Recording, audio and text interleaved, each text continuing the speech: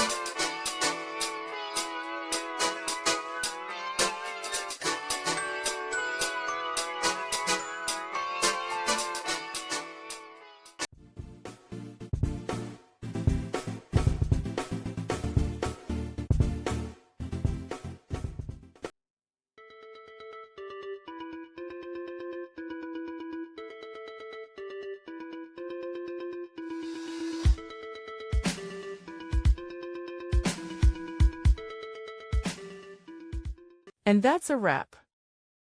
I hope you found the answer you were looking for.